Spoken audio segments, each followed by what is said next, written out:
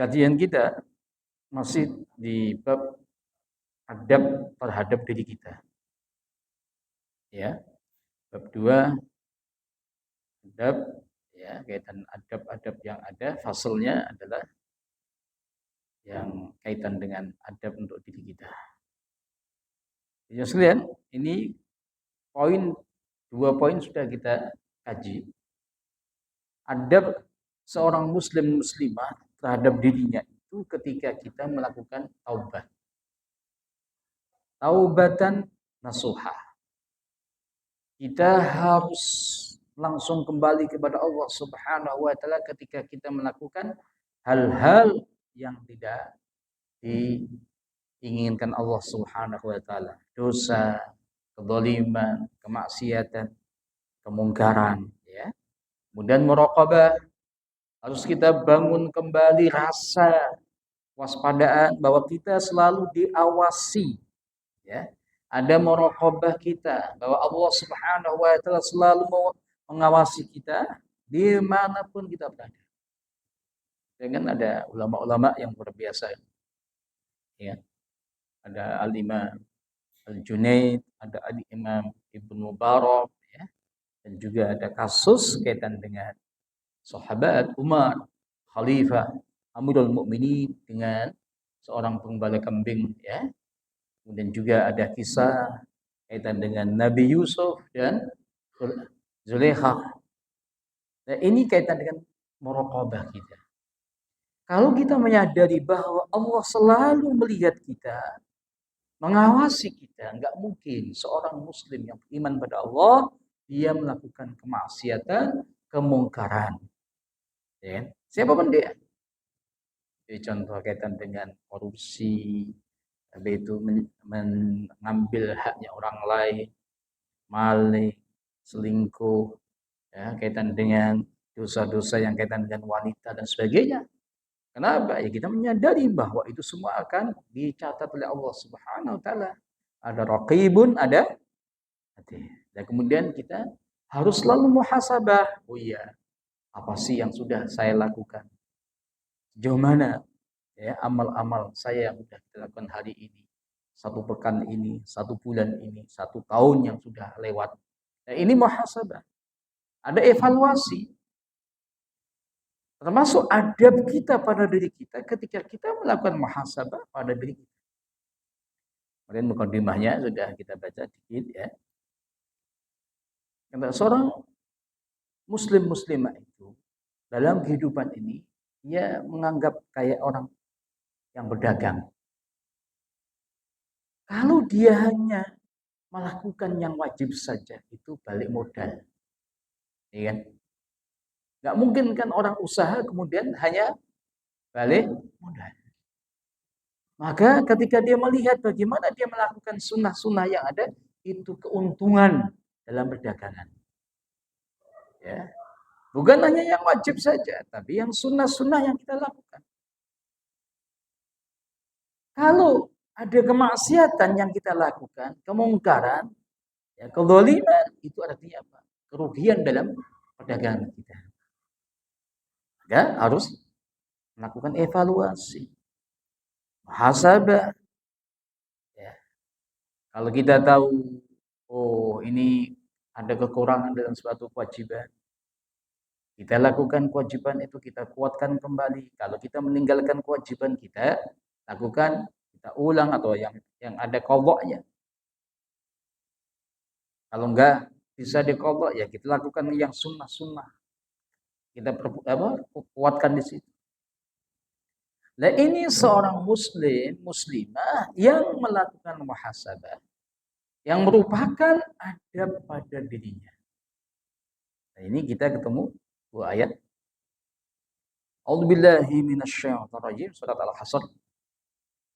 Ya ayyuhalladzina amanu taqullaha wal tanzur nafsum ma qaddamat lighad wattaqullaha innallaha khabirum bima ta'malun wa la takunu kalladzina nasullaha fa'ansahum anfusahum ulaika humul fasiqun.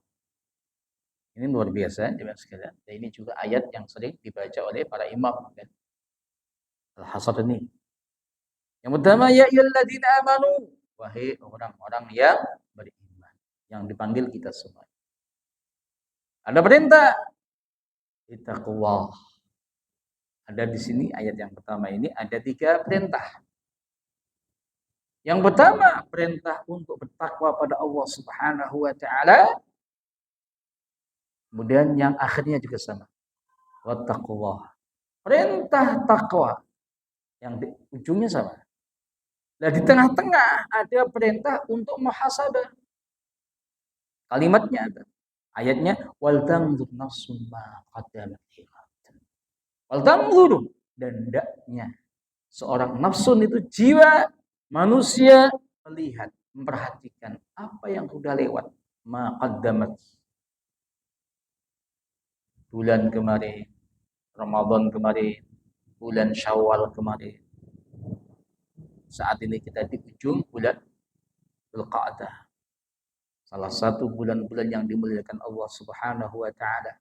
Kita akan kembali kemudian lighadin untuk yang ke depan. Kita lihat semuanya, dah awal Dzulhijjah kita kuatkan. Ya. Harus begitu. Ketika kita melakukan muhasabah, evaluasi, autokritik pada diri kita harus kita kuatkan kembali. Lighadin. Meskipun kalimat lighadin itu ulama tafsir mengatakan lighadin lil akhirah. Lihat semuanya yang sudah ada, yang sudah kita lakukan di tahun-tahun kehidupan kita di dunia ini, kita kemudian kita lihat kembali, kita melakukan takhtit, pencapaian yang lebih baik lagi lighadin. Kenapa? Kita menyadari kita akan kembali pada Allah Subhanahu wa taala. Enggak ada yang abadi. Ya, ini namanya muhasabah. Maka ayat yang kedua ayat 19, wala takunu kalladzina nasullah. Janganlah kalian semuanya wala takunu seperti apa? Kalladzina nasullah, orang-orang yang melupakan Allah Subhanahu wa taala. Ada manusia yang lupa Tuhannya. Manusia yang lupa penciptanya. Allah Subhanahu wa taala. Ada manusia yang lupa zat yang berikan rezeki. Razzaq. Ya kan? Nah, ini yang harus kita lakukan. Fa'ansahu. Kalau kita atau manusia ini lupa Allah, maka Allah akan melupakan. Fa'ansahum anfusahum. Sampai dia lupa pada dirinya. Ada sebuah kewajiban. Ya, manusia ini ada kewajiban. Manusia ini diciptakan untuk beribadah. Dia lupa semua. Akhirnya kembali kepada Allah tanpa ada persiapan yang baik, tanpa ada amal-amal unggulan. Ulaika humul fasiqun. Mereka itu adalah orang-orang yang fasik. Fasik itu apa? Orang yang banyak dosa. Ya. Muslim ya, tapi fasik. Muslimah ya, tapi fasiqah. Enggak pernah sholat, enggak pernah zakat, enggak pernah puasa Ramadan, enggak mau haji meskipun sudah mampu dan sebagainya. Nah, ini luar biasa sekali. Kemudian kita ketemu hadis ini. An Shaddad ibn Aus. Dalam kitabnya ada enggak hadis ini?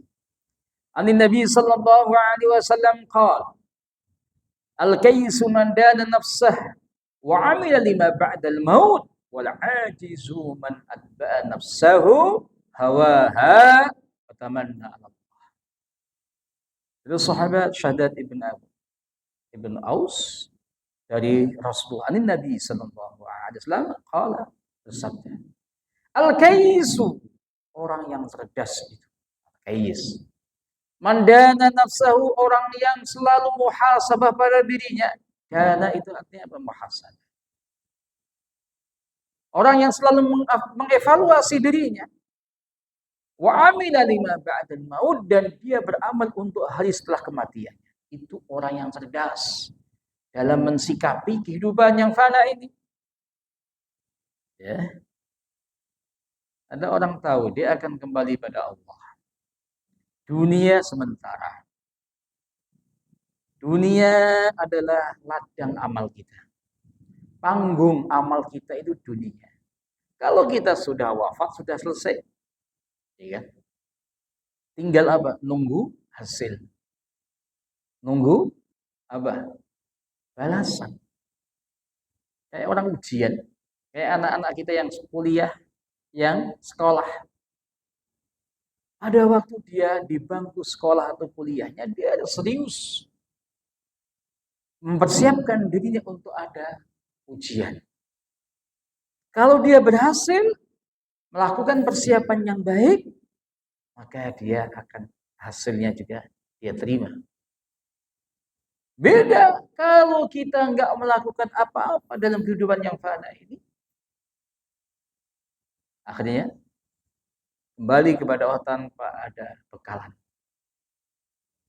Ya, kadang-kadang kan kita manusia itu lupa. Ya, kesibukan yang luar biasa. Apalagi ada amanah, kita lupa. Padahal amanah itu adalah kaitan dengan apa? Sarana yang luar biasa. Untuk apa? Melakukan perbaikan-perbaikan dan juga kebaikan-kebaikan. Itu sarana amanah. Kan beda orang sendiri sama orang berkeluarga. Orang yang punya keluarga, tapi dia punya ada jabatan, minimal ketua RT, ketua RW, lurah, camat, bupati, wali kota, gubernur, presiden, samping-sampingnya ada menteri. Ya, di bidang yang lainnya ada legislatif, amanah pundaknya, anggota dewan, ada yudikatif, ada eksekutif, semuanya. Ini sebuah sarana yang dimana dengan sarana yang ada kita gunakan sebagai apa? Jembatan kita menuju surga Allah Subhanahu wa Ta'ala. Kan beda kan? Kalau dia memahami begitu, ya luar biasa. Dan itu ada semua dalam Al-Quran. Contohnya, orang yang punya jabatan, kekuasaan, punya harta banyak. Nabi siapa? Nabi Sulaiman. Ada juga yang punya kekuasaan, punya harta juga. Contoh, tapi enggak beriman. Ya, Fir'aun, Namrud. Ya. Ada Qarun yang punya ilmu. Haman. Jadi semuanya selalu terjadi dalam kehidupan yang mana. Yang kafir tetap ada sampai kiamat. Yang beriman juga tetap ada sampai kiamat. Ada orang yang baik, ada orang yang enggak baik. Orang yang sabar, ada orang yang bersyukur. Ini juga terus berulang. Ya. Lawannya al-kayyis adalah ajis, orang yang lemah itu. Man atsba'an nafsahu hawaha. Orang yang mengikutkan jiwanya atau nafsahu, dirinya pada hawa nafsunya. Itu ajis.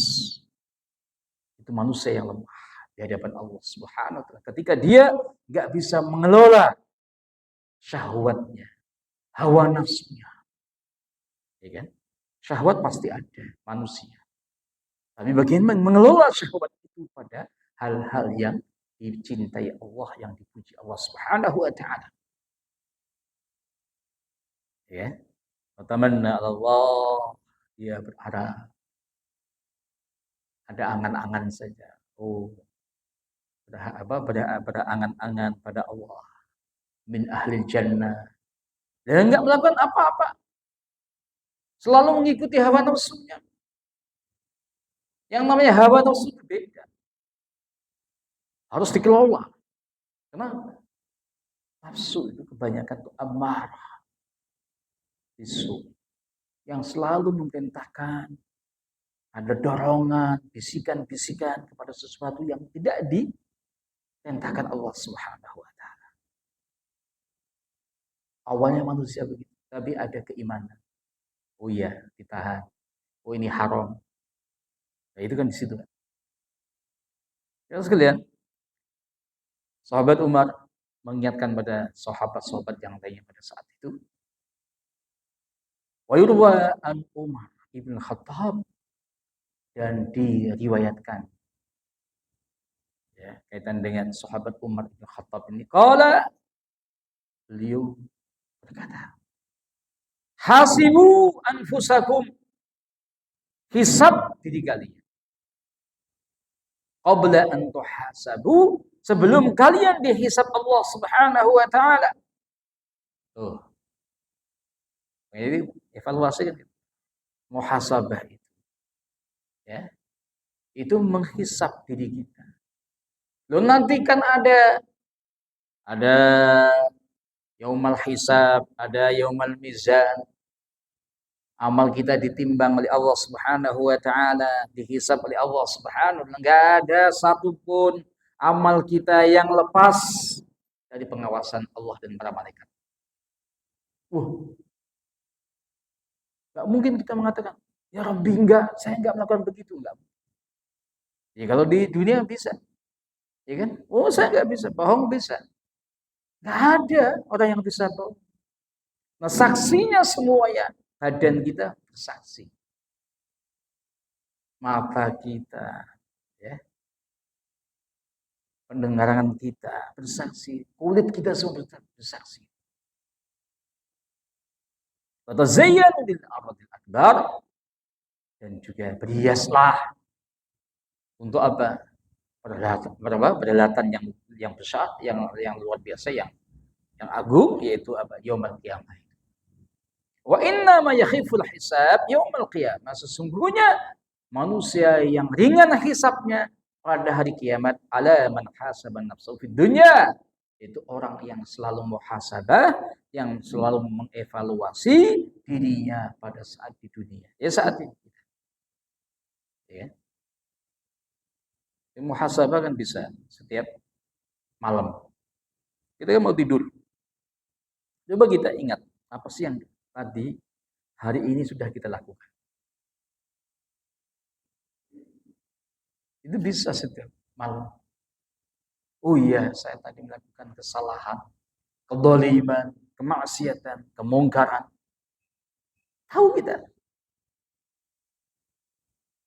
Oh iya, saya perlu meningkatkan salat-salat kita, ibadah kita, sunnah-sunnah yang ada. Mungkin biasanya syuruk, kok nggak bisa syuruk? Kenapa? Harus saja. Gimana Bapak Ibu? Di sini sering banyak yang sampai syuruk baru pulang. Subuhnya maksudnya.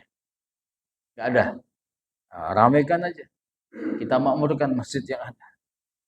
Kenapa? Karena ada pahala yang luar biasa. Ya kan? Amalan mudah, tapi pahalanya haji sama umroh. Kita hadir sholat berjamaah subuh, kemudian kita zikir sampai syuruk, bisa kita tilawah, kita bisa membaca apapun sampai syuruk, ya, sama jam berapa? Jam 6 ya, atau kurang, ya. Langsung kita, Ustaz bisa nggak sampai duhanya? Ya nggak apa-apa, sampai duha, waktu duha, sholat 2 rakaat, pulang. Rasul mengatakan dia mendapatkan pahala haji sama umroh. Haji berapa Pak sekarang? Tahun ini? Aslinya itu 94 juta. Aslinya. Tapi ada subsidi dari pemerintah. Ada uang-uang yang dikelola oleh badan haji itu. Artinya tahun ini turun daripada tahun kemarin. Tahun kemarin 58 bayarnya. Tahun ini 54. Ya. Nah, kita setiap hari dapat pahala haji. Kondisi saat ini di sana luar biasa. Cuacanya panas. Ya. Haji masih nantinya tanggal 8. Nah, kita sudah setiap hari sudah dapat pahala haji sama Apalagi kalau kita lakukan nanti tanggal 1 besok, tanggal 1 atau Kamis mulai, jangan sampai kita tidak melakukan amal apapun pada 10 hari awal Dzulhijjah. Ya, luar biasa. Tilawah kita kuatkan lagi zikir kita. Ini jangan saya bapak-bapak, ibu-ibu, kita udah tahu, aduh masya Allah, amal-amal yang harus apa yang kita bangun, tilawah kita lepas, zikirnya kurang, ya tahajudnya kurang, kemudian yang lainnya kurang semuanya. Jangan sampai mumpung kita ketemu Dzulhijjah, kita nggak tahu Dzulhijjah tahun besok ketemu lagi atau enggak. Lah itu terus, itu namanya muhasabah juga. Jadi mas sekalian, orang yang muhasabah itu artinya dia termasuk dia ada di tangga ketakwaan.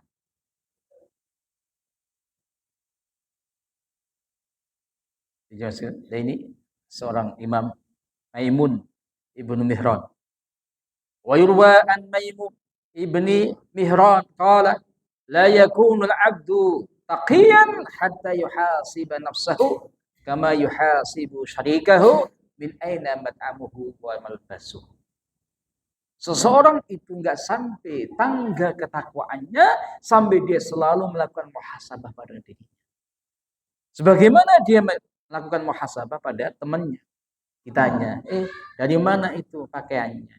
Dari mana itu makanannya? Itu kan muhasabah, evaluasi.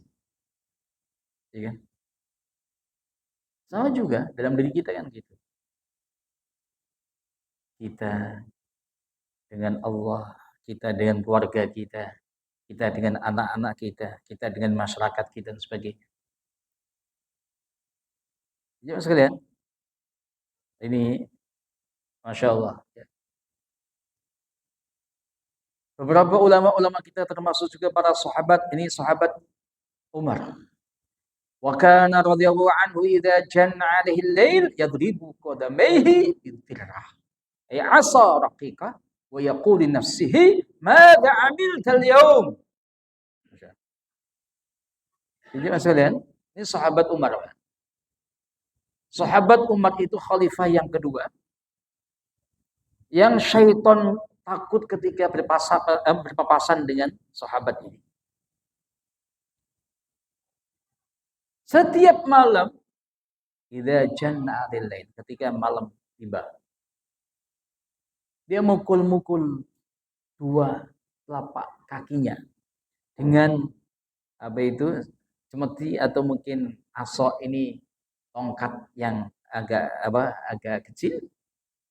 Wa yaqulu nafsi madza amilta al-yawm, apa yang kamu lakukan hari ini? Artinya apa? Dia mengingatkan dirinya, apa yang kamu lakukan hari ini? Subuh sampai saat ini mau tidur dilakukan.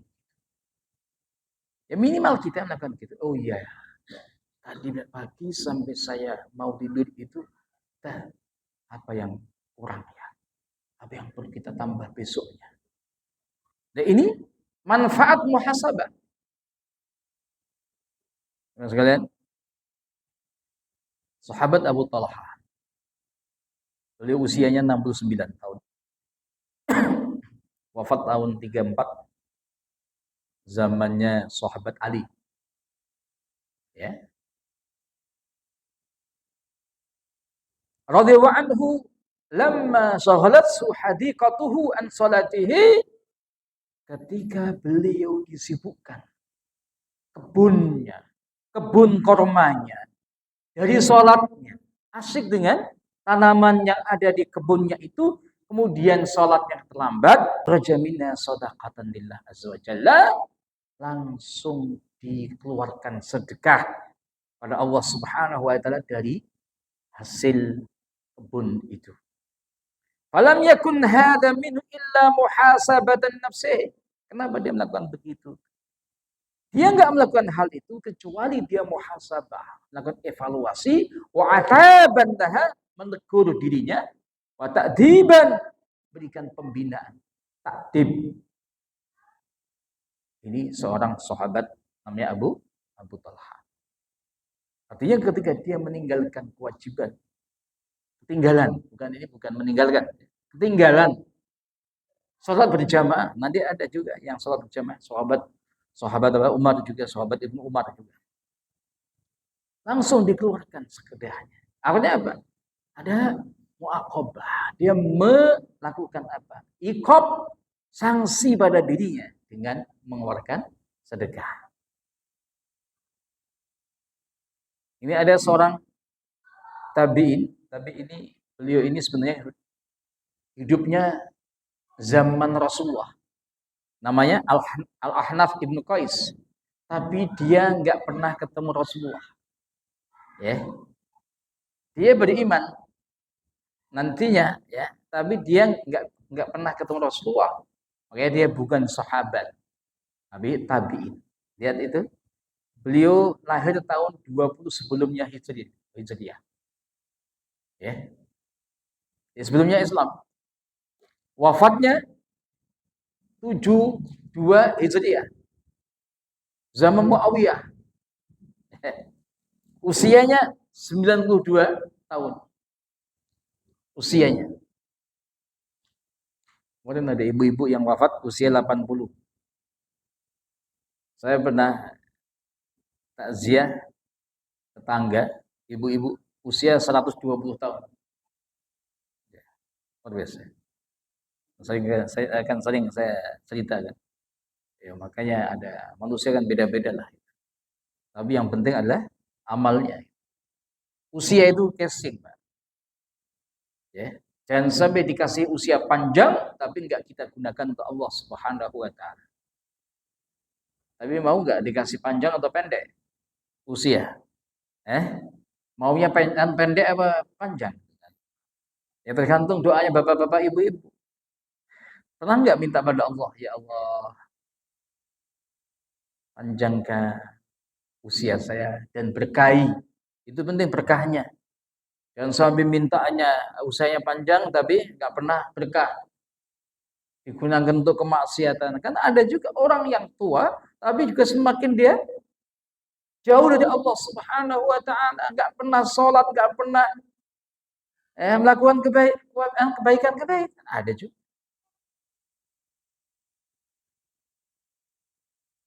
Masuk juga. Dulu yang ngaku nabi zaman Rasulullah, Musailamah Al-Kadzdzab.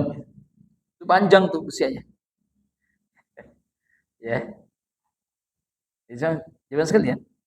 Ini Al-Ahnaf Ibnu Qais. Annahu kana yaji'u ila al-misbah. Fayadha'u usbu'ahu fihi. Dia pernah ada api lampu zaman dulu kan, teplok itu kan. Ya kan? Lampu yang ada apinya langsung kan. Nah, dia datang ke tempat itu kemudian dia letakkan jari jemarinya itu kepada api itu. Hatta yahissa bin nar, sehingga dia merasakan panasnya api itu. Tsumma yaqulu nafsihi, kemudian dia mengatakan pada dirinya, ya Hunayf. Dirinya, namanya dia. Ma hamalaka ala ma sana'ta yauma kadza? Ma hamalaka ala ma sana'ta yauma kadza? Wahai Hunayf, apa yang mendorongmu untuk melakukan hal ini pada hari itu? Padahal ini tangan ini sudah merasa panas nih, api. Maksudnya apa? Api yang ini saja sudah panas. Kalau kamu melakukan hal-hal yang dilarang oleh Allah Subhanahu wa taala, kemaksiatan, kemungkaran, apa akibatnya? Itu juga sebenarnya ada orang yang muhasabah jika untuk supaya tidak futur, enggak lemah, harus semangat terus, dia membawa kain kafan masuk kuburan, menggali luang kuburan itu. Setelah selesai, dia masuk ke situ dengan kain kafannya. Berapa menit sih? Kemudian dia keluar lagi. Untuk apa? Untuk menguatkan sebagai cas. Ya. Kayak cas kehidupan. Kalau kita merasa wah lemes, enggak semangat deh ke kuburan, melewati aja, melihat ziaratul kubur. Kata Rasulullah kan begitu. Kalau kita ziarah kubur, menguatkan, mengingatkan akhirat kita. Wa hukiya anna hadas salihin kana ghaziyan fatakashafat lahu imra'atun fa nadhara ilaiha farafa yadahu wa latama ainahu fa waqa'aha wa qala innaki lalahadhatun ila ma yadur. Ini ada seorang saleh salah satu orang-orang yang saleh, as-salafus saleh. Pada waktu perang Ghazian, pada waktu dia pada waktu perang atau mungkin dalam pasukan itu, tiba-tiba ada wanita yang kelihatan auratnya. Dia lihat, sekali melihat langsung tangannya menampar apa itu? Walatoma ainai, matanya. Untuk apa? Ya ngasih sanksi itu. Luar biasa. Dan dia mengatakan, sungguh kamu benar-benar telah melihat sesuatu yang merugikan. Luar biasa kan? Oh, makanya ini Masya Allah ya. Dalam hal ini kan, harus hati-hati juga. Kehidupan kita Masya Allah ya. Maksiatan di mana-mana ada. Ini ada sebagian ulama juga mengatakan, ketika tiba-tiba dia melihat kamar gitu. Kemudian dia atau mungkin bangunan. Kita bicara pada diri kita. Kapan nih dibangun ya? Kenapa rumah ini dibangun? Itu saja langsung lakukan evaluasi, muhasabah. Kenapa kamu tanya-tanya hal-hal itu yang enggak manfaat? Ya. Tas alini ammala yu'nik la waqibannaki bisawmi sanatin fasoma. Padahal hanya tanya sesuatu yang enggak bermanfaat, langsung diikop dirinya dengan puasa 1 tahun. Tapi ini Masya Allah, ya kita semua kemungkinan kita nggak bisa mengikuti. Ini minimal ada muhasabah pada diri kita. Kalau kita sudah tahu, oh ya ini kesalahan, oh ini kemaksiatan, kita lakukan dengan apa tadi? Muaqabah, kasih sanksi. Dan ini puasa berapa? 1 tahun. Gara-gara hanya tanya, melewati bangunan dia tanya, kapan ini dibangun ya? Atau untuk apa ini dibangun ya? Ini kan luar biasa. Ya, ini dengan tadi kaitan dengan yang wanita. Jangan sekalian, ini juga ada contoh lagi. Waruya anna ahadas salihin kana yantaliku ila ramdha wa yatamarrahu fiha wa yaqulu lin nafsi dhuqi wa naru jahannam asyaddu harra. Ada seorang ya salah satu as-salafus salih, dia pergi ke tempat tanah yang tandus, yang padang pasir itu, yang panas. Kemudian mencoba ya guling-guling. Ya. Saya kira ini tanpa baju. Kalau pakai baju kan ya nggak berasa itu panasnya. Ada pasir ya yang panas begitu kita gulung-gulung.